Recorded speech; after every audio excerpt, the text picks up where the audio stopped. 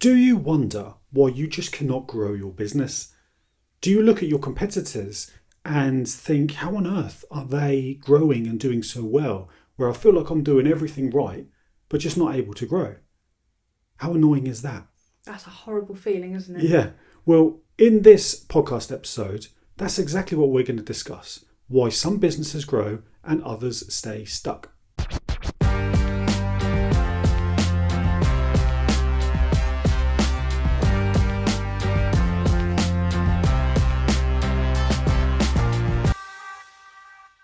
Hi everyone, my name's Tamer. And my name is Paul. And welcome to the Together We Grow podcast, here held by the Home Fragrance Academy. Yeah, welcome along everybody. This is episode 20. Apparently, like less than 5% of all podcasts reach episode 20. So we've done that all right. I feel quite good about that. That's been nice, isn't it? Yeah, absolutely. This is the Together We Grow podcast. And this is where we teach home fragrance business owners how to start, grow and scale their businesses. We do this through our website, homefragrance.academy, and also via our Facebook group. You can find that on Facebook by searching Home Fragrance Academy Community. There you go. Come and join us, see what we're all about, have a chat. But basically, we're here to help you grow your business, all based on the experience that we have over 6 and a bit years of growing 3 home fragrance brands. We ultimately sold that business, and now we're here to help you do the same thing. And that's exactly what we love doing, isn't it? It is, absolutely. So this week we're going to talk through why some businesses grow and others stay stuck. And this is something we see obviously a lot of, and almost I think now we're in a point where we can tell the businesses that are going to do well. Yeah. And we can tell which businesses are going to struggle, typically from what they're doing in terms of their products, their targets, and their marketing efforts. Yeah. And you can really sniff them out a mile off, can't you? You certainly can, yeah. And sometimes you open up their profiles and look at their pages and you think, you feel almost deflated for them, don't you? Yeah, you really do, because you know the things they need to do to change and help. And unfortunately, sometimes you point it out and it falls on deaf ears as well. Yeah, that's another thing, and it just gets ignored sometimes. But there are a lot of people that do actually like their help and advice. And when they do implement it, as we've seen in our Facebook group, we've got a few people who've done stuff, they see a difference. Of course, it's not going to be a wand which magically transforms things overnight, but consistently over time, if you can see gradual improvements, I mean, that's what you want, isn't it? Building that nice, successful business. Because there's nothing worse than showing up every single day, being exhausted at the end of the day, and just not really achieving anything. That needle. Yeah, not achieving anything. So that's what we're here to fix. And we've got some points and things we want to discuss during this podcast. But before we dive straight into that, I'd like to do a quick shout out. So this week, my shout out goes to Jackie and Rob at wickwoodcottage.co.uk. They are a new VIP member of ours here at Home Fragrance Academy, and we really can't wait to get chatting with them and book in our one-to-one call. But you have to check out their website at woodwickcottage.co.uk. Their packaging and their products are absolutely beautiful, and I know that they create all of their artwork for their packaging themselves as well, and it's absolutely stunning, isn't it? It really is stunning. Yeah, I was having a good look through that yesterday, and the fact that they do it all in-house, they literally, not only do they do all of the artwork for the packaging, but they print it, they make it all themselves, even the actual boxes that they send them out in, they craft all of those. So it's definitely worth checking out. Was it wickwoodcottage.co.uk? Go take a look. They have got some wonderful products. Okay, so let's crack on with this podcast, shall we? There are a few sections we're going to talk through which I think might help. I've got my notes here. The first one, I think, is mindset and vision. Now, a lot of people, when they dive into creating a home fragrance business, because it's so easy to start, you buy some supplies, you make some wax melts, they work very well, and you build a website, post on social media, job done. That's what a lot of people do. They forget they don't realise the sort of the admin and the work you have to do way before you do any of that in order to try and hit the ground running. I have to admit, I was exactly the same when we first started, because it was me that was doing all the making and everything right at the beginning, and I thought, well, this is quite easy. I've cracked my recipe. It's quite easy to do. I can make these products, no problem.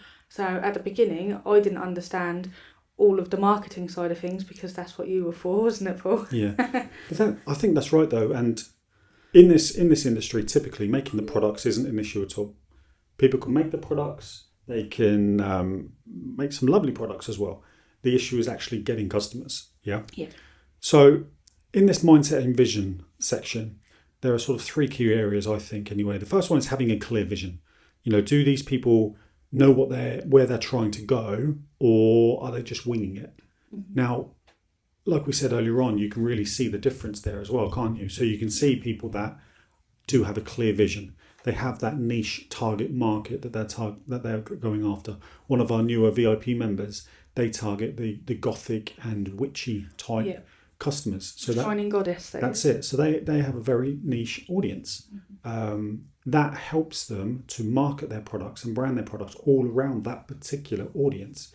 And therefore, that particular audience are going to be more drawn to their brand than they would a generic brand. Yeah, because not only does everything look like it suits them, but also the messaging and the wording and everything is targeted towards them, so they feel a connection to it. Yeah, exactly. And there are some that are just winging it, not because they're trying to cut corners or anything, but because they just don't know the importance of defining a niche target market, of putting in that research to understand what that particular audience actually wants. Too many people, I think that they have an audience. They have 30 to 50-year-old women who like home fragrance products and like fancy shops, for example. That's not a niche target audience, okay? It's an audience, but it's not niche at all, is it? Exactly. So that's the thing that I think people need to do some work on there. And also, some businesses as well, there's a very clear difference between hobby thinking and business thinking. So hobby thinking is people that just want to make these nice products and sell a few of them. They enjoy the making process, and that's fine. There's nothing wrong with that. But it's going to be very difficult to scale that and to grow that. And of course, this podcast and what we're talking about here is all about growing a business as opposed to staying stuck.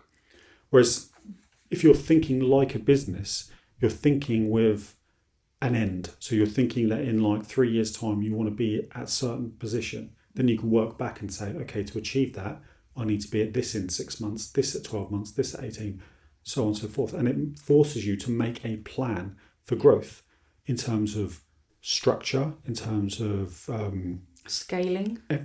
Scaling, and all of that kind of stuff that you would have to do, the logistical side of the business. Because if you want to scale the business and grow it, then it's going to be very difficult to do that and achieve that whilst just working from home on your own. And even down to the way that the products are made.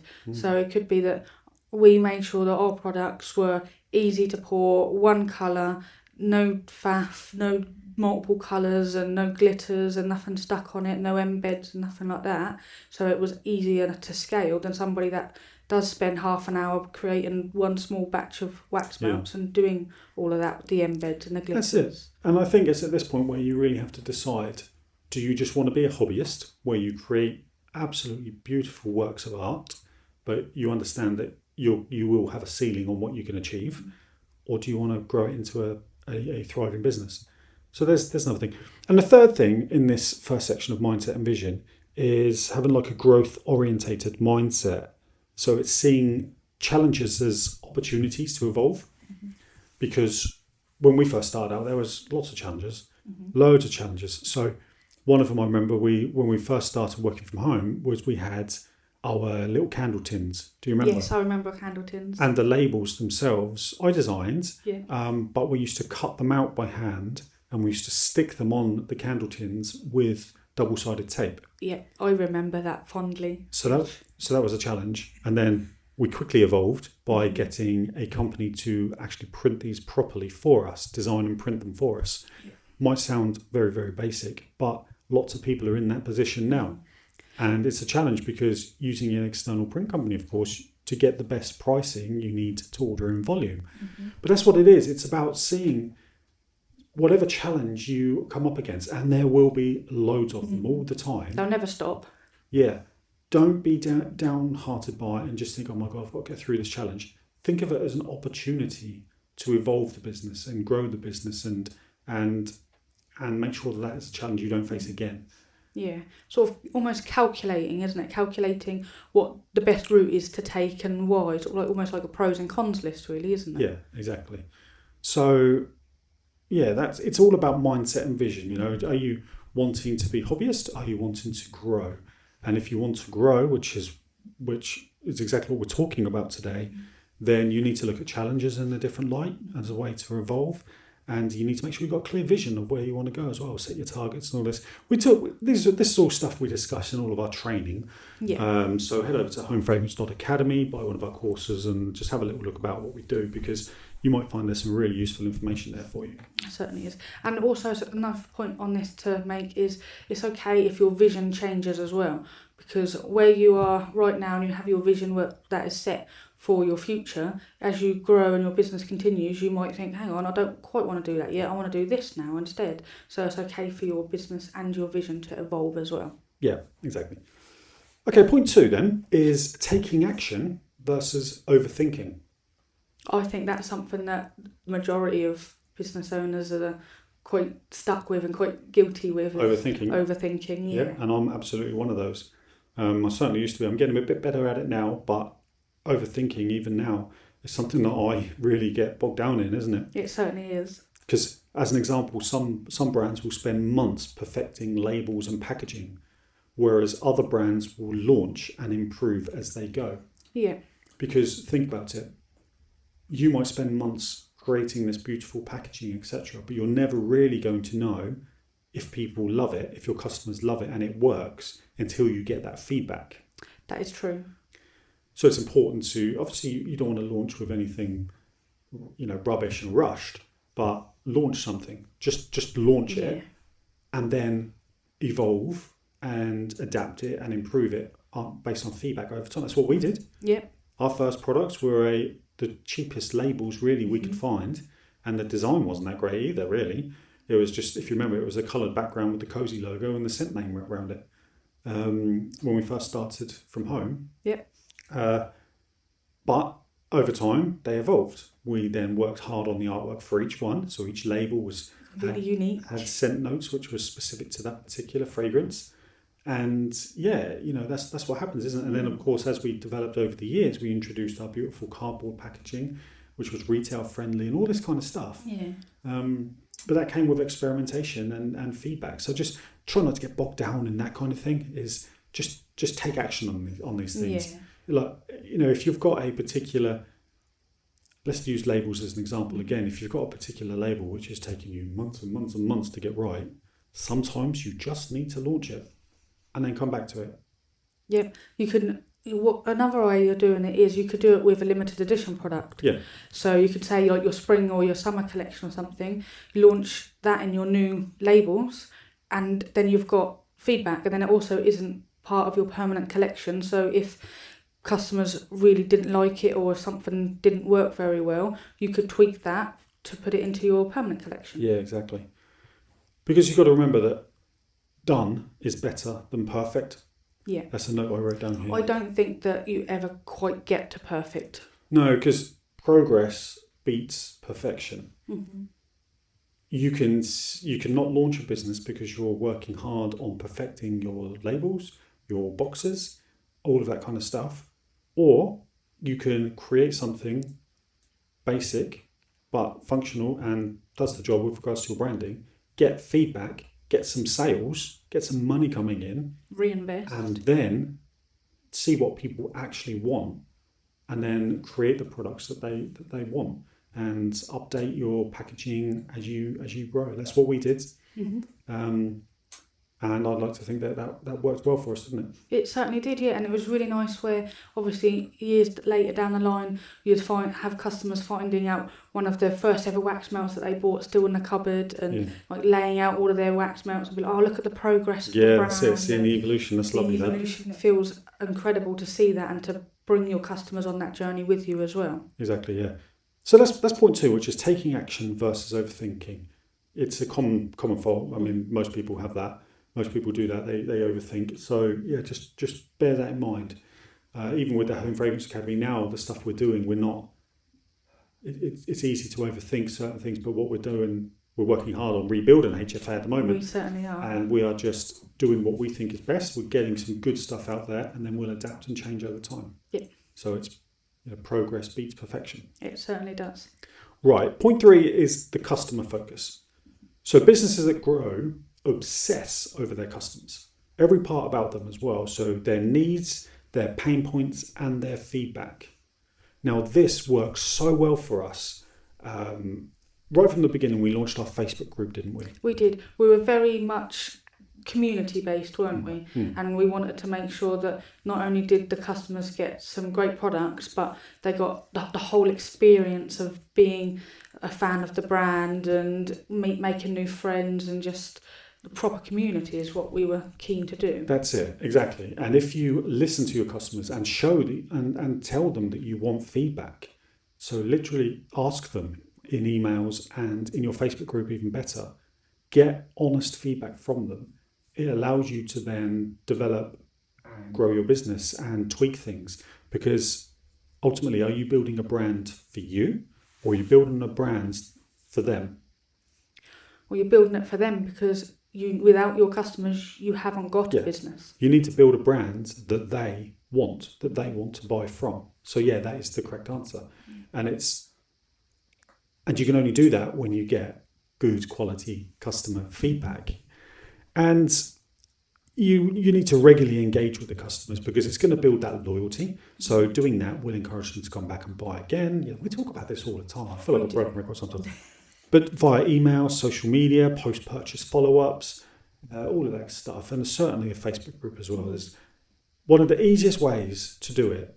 It's just a lot of people haven't really got the nerve to do it at the moment. But once you get the first one out of the way, it's just to press the go live button in your Facebook group and talk to them. Literally do that for half an hour, 45 minutes, and talk. Have a conversation with them. You haven't got to do anything fancy. Just sit there in front of your camera and talk to them. Ask them questions. Oh, Jane, I saw you had the black cherry wax melt the other day. What did you think of that? Yeah, making that proper personal connection and having that time there, like you say, not planned or anything, just going live. It means that anybody else that isn't live at the time will see it later, and they'll be able to see you interacting with customers, and then anybody else that comments on it, you then answer it as well, and it just builds that trust and that loyalty. Exactly. And you want to word questions as well, which doesn't encourage a positive answer. So, oh, Jane, I see you had that black cherry one. I'm a bit unsure as to whether that really hits the spot. What do you think? Because then that sort of more encourages a truthful answer. Yeah. Because, what you don't want is everyone saying, oh, yeah, lovely, wonderful, brilliant, etc., blah, blah, blah. You actually want some proper constructive feedback. And then, if you can then prove in that Facebook group after a couple of weeks that you've listened to this feedback, you've made a change, then that is only going to build that customer loyalty through the roof. Because they feel listened to, they feel understood.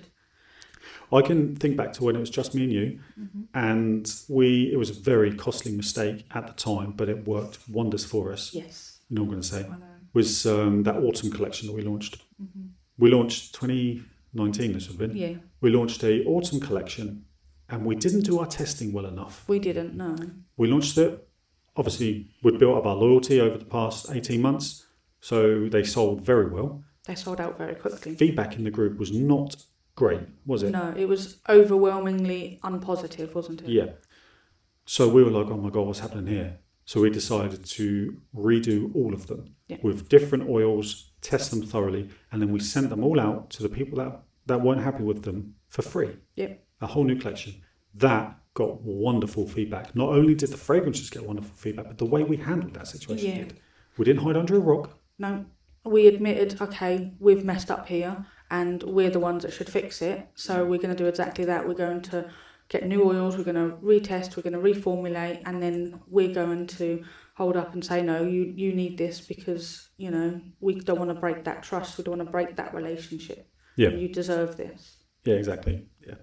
So that's the thing. Obsess over your customers. But also you've got to bear in mind that, see, it's a fine balance, isn't it? One or two customers don't speak for your whole audience. No. So just bear that in mind. That's a difficult thing to work out. On that point, we've made that mistake before when it came to wanting to discontinue products, because we had a list of fragrances we were going to discontinue and posted in the Facebook group that once the oil's gone, that's going to be it. And then we had a few people going, oh no, that's my favourite, I love that one, like green tea, for instance. But over the last year, we might have only sold about 5 or 6 of them. Yeah. So instead of listening to the statistics at that point, we were like, oh no, these 5 customers love it. Okay, we'll keep it then. We'll buy some more oil. And then guess what? They didn't sell any more after that. I know. So you do have to stick to your guns as well. Right, so let's move on then. So point 4 is testing and tweaking. So this is all about, it's not just products, but that is a big part of it as well. So growth really does come from trying new things. So introducing new products, marketing angles and offers. Now, you don't want to be launching your business with loads and loads and loads of products in loads and loads and loads of fragrances. Don't do that. I'm going back now to the company you shouted out earlier, Wickwood Cottage. Yeah. Because they have a handful, and I think it was like 6 to 8 fragrances, something like that, in wax melt form. And that's what they're launching with, and they're doing well with it, and they're going to continue doing very well.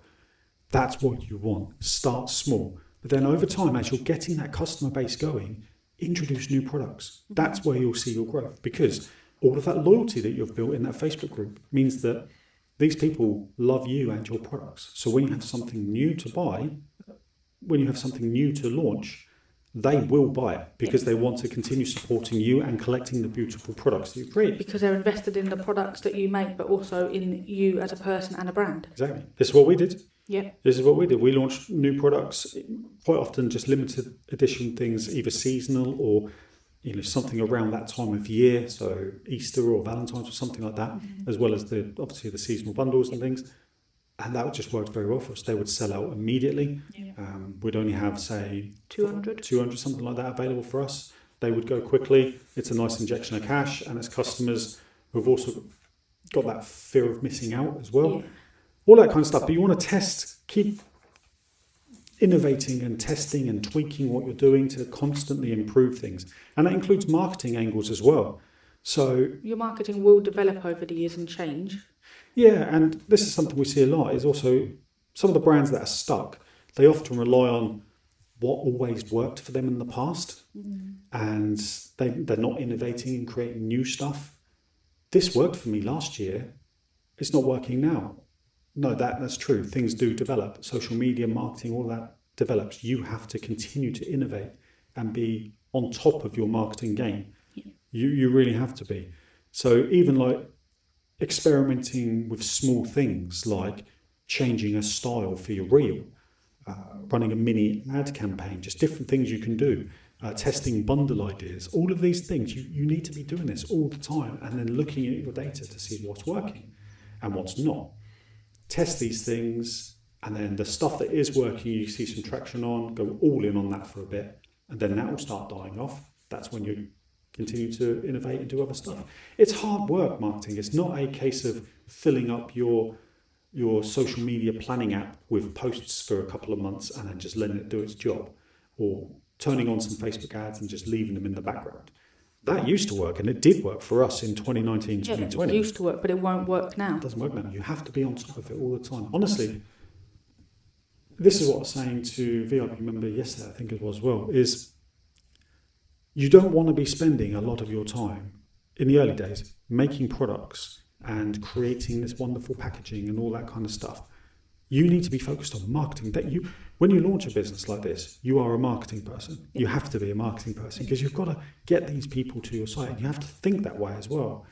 Continually innovate. It's hard work and it requires a lot of time and effort, but you have to do it. What I tend to tell people when I speak to them is that it doesn't matter how amazing your products are and how long you spent creating them, because if you're not spending the same or more time on the marketing, nobody's going to know about your products. Yeah, that's it. Exactly. So across all parts of your business, testing and tweaking is such an important thing. You have to keep doing that. And then we move on to number 5. And this is efficiency and systems. And of course, we are talking about why some businesses grow and others stay stuck. And this is a big part as well, because The ones that grow will have systems and processes in place to make things more efficient. And then sometimes you can put these systems and processes in place before you actually need them. Yeah, definitely. Certainly things like your email flows. This is a big thing. We talk about this a lot. Your retention engine, we call it. You want to have that in place. This is automatic emails that go out at certain times based on the behaviour of your audience. We've got courses and lots of stuff about that. We'll talk about later more at another point. But then things like batching up your content that you want to do, automating follow-ups, all of this kind of stuff is setting up automated systems to be much more efficient. These things just happen in the background. Yep. That's what you want to do. And businesses that stay stuck are often overwhelmed because they do everything manually and they end up getting burnt out because they're just so busy doing stuff. And it's not stuff that is going, if you're doing everything manually, you're not spending all of your time on things that are going to move the needle and push you forward. You're spending however many hours sorting out your postage labels and typing them all out. Exactly. You don't want to be doing that. You don't want to be an admin person. No. You don't want your day filled up with making wax melts, packing up orders, and then writing out manual labels and things like that, okay? Yeah, packing orders is wonderful. You want to be doing that. You need to have a stock system in place so you know what to restock when. You can do that via a spreadsheet. There's software out there as well. And the labels and all that kind of stuff. Loads of people do that. They write out the labels. Use something like ShipStation, integrate your raw mail into it, all of this kind of stuff, and print out the labels automatically. Yes, it costs a little bit of money every month, but think how much time you're going to save. And then you can use that time that you would be doing that, focusing on marketing your products. One lady in our Facebook group yesterday posted a picture of like a sales ledger that she does. So every sale that she gets, she manually records it in this spreadsheet. And I'm like, don't do that. You know, I know you're a sole trader, so you don't need anything fancy, but you can get software for like £5, £6, £7 a month that will just do all that for you. Yep.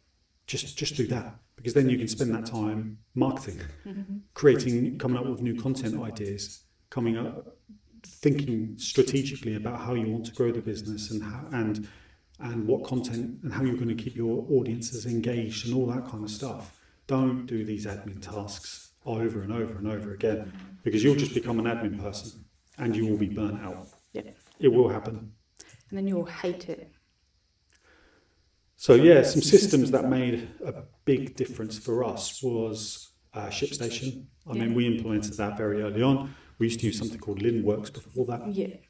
ShipStation is essentially where it's a platform where all of your orders from all of your sales channels will come into this one place.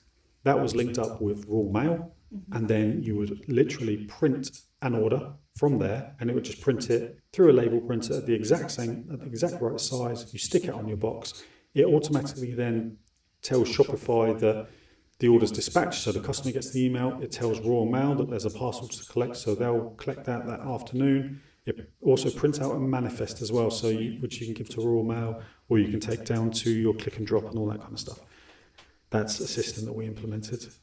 And it saved us countless hours. Oh yeah, absolutely. But that's it. That's why you're not going to grow if you don't start systemizing things, and you want to do that even if it's just you. Yeah. Something I think that we should have introduced earlier, and we would do if we ever did this again in the future, would be to introduce a stock system straight away. So a SKU system, so a number for each one of your products, and then make sure your stock levels are correct on the website. And then there was an app that we used on Shopify which would send us an email every day to tell us what we needed to restock because it had gone below a certain level, which was called MerchBee. Yes. That was it, yeah. Yeah, that was a fantastic system. That was really good. MerchBees, which was it's a Shopify app. Yeah. So, okay, let's move on, shall we? So another point 6, is marketing consistency. You have to be consistent. Every single day, every single week, you need to be showing up marketing. You need to be sending emails, doing social media, doing product launches. Are you doing that? Or are you doing it only when you feel like it, or when you feel like you have time to do it? I speak to a lot of people during the week and they go, oh, I'm not getting any orders. And I say, well, send me a link and I'll have a look at your pages, open it up, and I haven't posted for 3 weeks. Yeah. See, that's the thing though. This goes back to previous things because during the day they're so busy restocking, they're so busy writing out labels and recording sales ledgers and all this kind of stuff, doing these admin tasks, that marketing is an afterthought. Instead of the first thought, it's the last thought. Yeah. And it should not be that way. You need to be showing up all the time. It's, as I said earlier, it's your main job. And honestly, I really feel that if business owners, certainly in this industry where it's hyper competitive, if they can really switch their mindset to being a marketer, they're being the marketing person of their business before anything else, it will make a world of difference. Really because is. then your attention is always going to be on marketing. So you're going to want to learn more about marketing. In the evenings, you're going to be on YouTube learning marketing tactics. You're going to be researching other brands on how they're marketing and what's working for them and what's not. You can then learn that and implement it into your business. It's such a mindset shift, and it's important to do. I really feel that. I would definitely. In fact, I don't even feel that. I know that that's true. Yeah. I know that that's right. Because we've proved it. Other people prove it. We teach people in our Home Fragrance Academy. They do it, and then they prove it to themselves. Yeah. They see all of their stats increase on social media. We get loads of those screenshots shared in our Facebook group of their social media stats and insights, and they're all on the up because they think like a marketer and they start posting more consistently. You just have to do it. You have to show up. Don't treat it as like the last thing. Like, oh, the first. I've had a really busy day this evening. I'm going to schedule a post for tomorrow. Just don't do that. Just spend, even if it's like a Sunday or a month, whatever. Just spend a day creating your content for that week. Yeah. But don't just create it off the cuff. Have a strategy behind it. I feel, especially new or young businesses that are, say, just one person at home, I feel they should focus more on having one day for production and that's it. And then the rest of the week, they should be focusing on, say they've got 4 days there, for instance. First thing in the morning, dispatch any orders, and then straight after that, you've got the whole rest of the day marketing. Yeah, that's exactly it. And if you listen to this and think that's not possible, it is possible. It is possible. Have one solid day. Doesn't matter how long it takes you in that day. Solid day, restocking if you need to, or pouring your next product launch, whatever it is. Get that done, finished, on the shelves, out of the way. The rest of the week, you're marketing. Yeah. Until you get to a point where you have to restock more because your marketing's working. Yeah. Because consistency builds momentum. These people, they can't grow if they're just invisible, and they will be invisible if they don't market themselves by posting, by doing the emails, by tweaking their email flows, by working on their Facebook ads, by building relationships with influencers, by literally doing sales, by contacting local stores and sending them samples to stock their product. All of this stuff is so important. Yeah, and people just treat it as an afterthought, and that's why they're not growing. And it's hard to see, isn't it? It's so disheartening seeing that they're doing it the opposite way round. Yeah. That they're spending 4 days making products that no one's going to buy because they haven't marketed it properly. Yes, that's it. So you need to be following a plan as well. You can't just post on Instagram or whatever when you feel inspired or when you have time. You need to have a plan. So if you've got an upcoming product launch in a couple of weeks, let's say, I don't know, your spring collection, then 2-3 weeks before that, you need to be drip feeding content as to what you're going to be doing, building up that hype, building up that excitement, giving them behind the scenes look without revealing stuff. Show them that something's coming, but never show them what scent it is or guessing, excited. Keep that engagement going so that then you'll slowly drip feed, as Paul said, but then you will come to launch the scent descriptions ahead of the launch, get people really excited talking about what ones they're hoping to get their hands on, then you launch and then you sell more products. Yeah, that's right. And if you actually think strategically like that, it actually becomes easy. Yeah. Because if you know that you're launching your spring collection in 3 weeks, then you know over the next 3 weeks you need to be talking about your spring collection. And it makes marketing easier because you know what you're going to be talking about. Exactly, that's what I mean. It's exactly and we have our content packs available for our HFA members as well, don't we? Yep. So we share, every month we share a new content pack for you, and it's got ideas on what you should be posting, messaging, there's email flows, all sorts of things in there to be able to help you with every product launch. Yeah, exactly. And I get some good feedback. So yeah, marketing consistency. It's just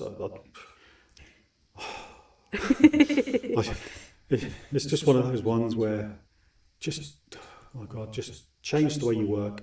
If you're stuck in your business now and you're not growing, stop doing what you're doing and focus on marketing. I mean, that's like being really blunt, but just do it. Otherwise, you're going to have the same problems over and over and over. I feel myself getting a bit hot under the collar about it.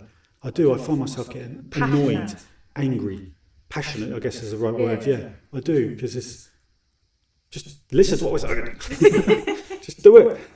Yeah, that's it. Yeah, and I think if more people could do that, then they'll see a big difference as well. And we are seeing it happening with our members. Yeah. All right then. So let's move on to point 7. Don't worry, there's only 9 points in total, so we're nearly there. But this one is reinvesting in the business. Businesses that grow, reinvest. Businesses that struggle, just pay themselves every month and then start again the following month from zero, build up their money, pay themselves. That's if they're lucky enough to pay themselves. They might not be.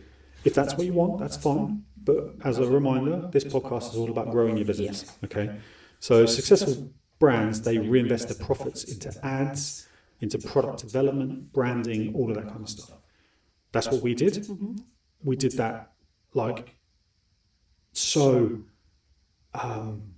We were very hot on it, weren't we? So like almost all of our profit, certainly in the first couple of years, were back into ads because we knew that to grow, we were seeing growth in ads. So we wanted to really, really scale that up. We went from spending £50 a day to £1,000 a day in the space of probably 3 months, I think. Yeah, it was quite a quick change. In 2019, just before, we were about £50 a day before I left, and when I joined full time in the January, by March we were up to about £1,000 a month, a day on Facebook ads.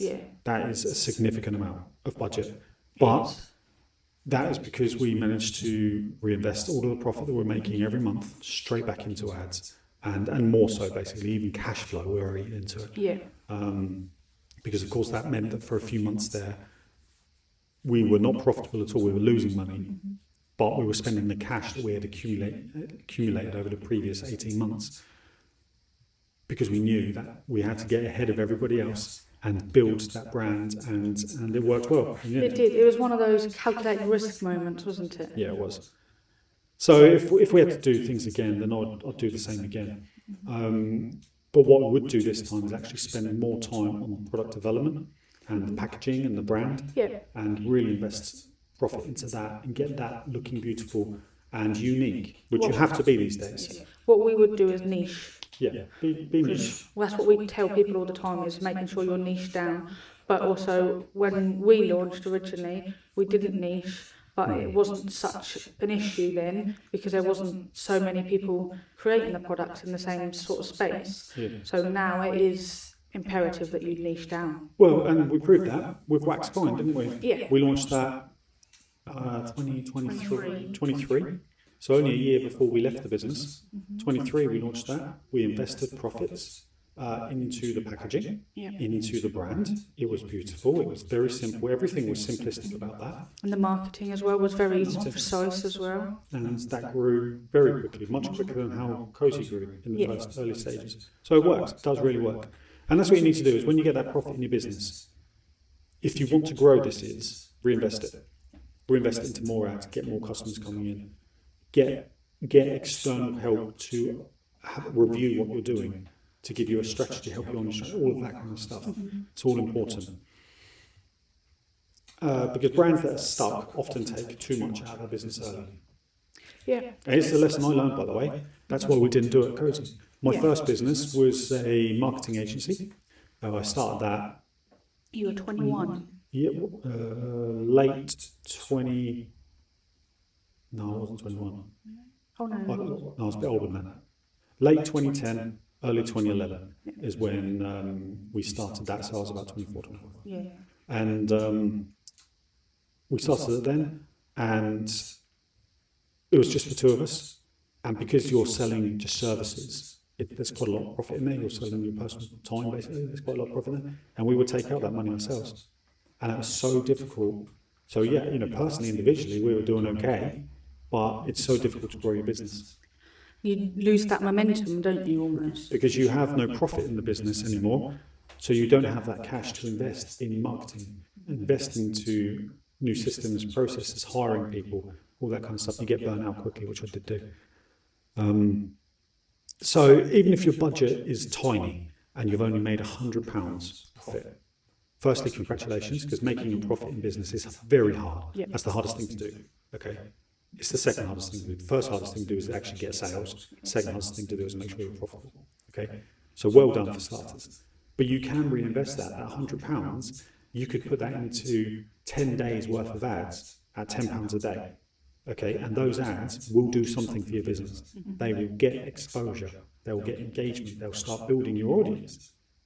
They'll probably get a couple of sales as well. Is that, when you say that, that brings to mind like something that my parents always say, you have to spend money to make money. Yeah, of course. That's a common saying, isn't it? And yeah, you do. You do have to do that.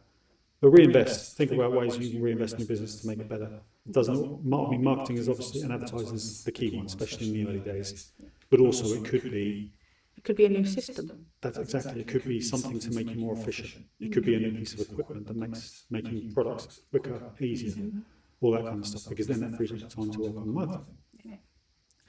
Right. So then, point 8 is data-driven decisions. Yeah. You love your data, don't you? Well, it's not that I love it. It's just it's so important, and this is something that a lot of people just ignore, either ignore or don't really know about. So growth-minded businesses, they look at numbers, their conversion rates, their best sellers, email open rates, and they make adjustments based on them. What's your email open rates like? Then go to Google and find out what the average should be in your industry. Is yours higher, lower? If it's lower, what can you do to improve it? Google around, have a think of some ideas, go on YouTube. Email Paul and he'll help you. And we'll just give you some ideas on things that you can do to improve that. And it's all about testing and A/B testing, split testing, refining, trying different messaging and stuff like that. But that's what you need to do. And then on your conversion rate, is it higher, lower than where it should be? Work out how you need to improve that. That could be by making sure that your free shipping threshold is nice and low, making sure that people know how much shipping is going to cost before they press the add to basket button, or know when they're going to receive it. Tiny little things like that can make a world of difference. Even just making your add to cart button above the fold on a mobile, so they don't have to do one little scroll, it's just right there, and make it bright green, or make it the brightest colour in your brand. Whatever stands out the most. Don't make it something that just fits in nicely with your website. It needs to be a bold, just little things like that. I think as well, on your homepage of your website, if people land on there, they need a reason to stay. So fairly quickly on, you need to have your no-brainer offer available. Yeah, exactly. Your no-brainer product, so they can see, oh, that's a great deal, click that, and then go through. Look at your bestsellers. And look at this, don't just go by gut feelings, actually look at the data on Shopify or your system or however you sell the products, and work out what your bestsellers are, and push those even more. And the ones that are not your slower sellers, put samples of those in orders. Because it might be that people just don't like the name or the sentence of them, but if they got it for free and they tried it and loved it, they might go back to your website and buy it. That's what we did. Another thing we also did as well on that was we did a monthly product of the month or something like that, where the slowest sellers would put a discount. Exactly. Yeah. So the businesses that stay stuck, they often go on their gut feeling, or they just keep guessing as what to do. So you need to really look at that data and make decisions based on that, because it's black and white. Literally, it's black and white. It doesn't matter how many of your customers are saying, "No, I love this, then don't get rid of it." But if you look at your stats, in the last 6 months you've sold 2. Exactly. That's not going to sustain anything, is it? That's the decisions we ended up making in the end. And you might get a couple of people that are upset about that, but they soon forget about it. Yeah, they get over it because they've got other favourites. So your business is in a stronger place because of it. So that's number 8. And the final point is actually number 9, learning from others. So this is something that, I mean, this is obviously our business, isn't it? You know, we're hoping that people will learn from us. Yeah. Now, I don't think enough people put enough weight as to how important that is, especially people that have got significant experience in this industry, or in any industry that you're in, basically. I think that's so important. So, listening to podcasts, obviously we've got this one, but there's other podcasts, there's loads and good business related or marketing related podcasts out there. Listen to those. Don't just listen to comedy ones and all of this kind of stuff. Don't fill your time with that. Listen to things that you're going to learn from. Get a mentor. If you know in your local area, if you've got a really successful business person that have perhaps sold their business, they're on the verge of retirement, that kind of thing. Often they want something to do and they love mentoring people. Reach out to them. Get a mentor just to oversee what you're doing. Join online communities, but not these toxic ones that bitch and moan about everything. About making the products and things like that. Ones that are there to encourage each other and to offer support. It all helps speed up learning. My go-to was YouTube, and still is, isn't it? You're always on YouTube. Yeah, in the evenings or wherever, I'll be on YouTube looking at something that I want to learn, or something that I'm particularly stuck with, and I'll just use that a lot. And I'll also use ChatGPT to help teach me as well. So that's obviously a relatively new tool over the past 18 months or so. It's fantastic for knowledge and for teaching you things. Stuck. Brands that are stuck, they often kind of isolate themselves. It's not, I want to say they think they know everything, but that sounds a bit derogatory. What I mean is, they don't think about learning from others. They just try and muddle through it themselves. This thing has worked in the past, I'll keep doing this. They don't put enough weight onto people sharing knowledge. If you're doing that, chances are you're going to be stuck unless you've got significant experience in it. And yeah, I mean, that's just what people. You just need to find people to learn from. We're here. We are very focused on the home fragrance industry. We're teaching people. We're helping people.